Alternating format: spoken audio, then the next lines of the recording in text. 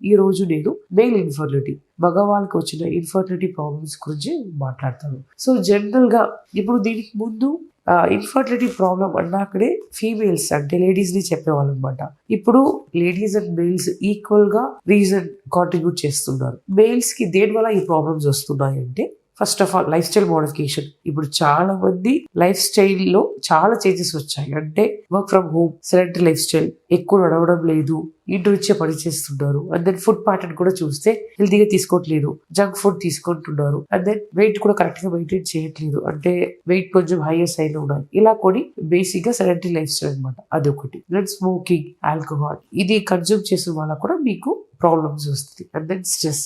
చాలా మంది IT field లో ఉన్న వాళ్ళకి, నాట్ జస్ట్ ఐటీ ఫీల్డ్, చాలా ఫీల్డ్ లో ఉన్న వాళ్ళకి స్ట్రెస్ అనేది చాలా కామన్ గా ఉన్నాయి. స్ట్రెస్ వల్ల కూడా మీకు ఇది మేల్ ఇన్ఫర్టిలిటీ ప్రాబ్లమ్స్ వస్తుంది. స్లీప్, సరిగా నిద్రపోలేదు అన్నాక కూడా ఈ ప్రాబ్లమ్స్ వస్తుంది అనమాట. సో మీరు లైఫ్ స్టైల్స్ అన్ని కరెక్ట్ గా చూసుకోవాలి. అండ్ దెన్ మీకు ఏదైనా హార్మోన్ ప్రాబ్లమ్స్ అంటే థైరాయిడ్ ప్రాబ్లమ్, ప్రొలాక్టిన్ ప్రాబ్లమ్ ఏదైనా ఉంటే కూడా మీకు ఈ ప్రాబ్లమ్స్ వస్తుంది. అండ్ దెన్ మీకు షుగర్ బీపీ, కొందరికి చిన్నప్పటి నుంచి అంటే ఫర్ ఎగ్జాంపుల్ 10 years 15 years నుంచే షుగర్ వస్తుంది, కొందరికి 30 years లోనే బీపీ వచ్చేస్తుంది. ఇట్లా షుగర్, బీపీ, కిడ్నీ ప్రాబ్లం అట్లా ఏదైనా ప్రాబ్లం ఉంటే కూడా కొంచెం ఇన్ఫ్లమేటరీ చేంజెస్ వల్ల కూడా కౌంట్, మార్ఫాలజీ అదంటే తక్కువ ఉంటుంది అనమాట. ఇది ఒకటి.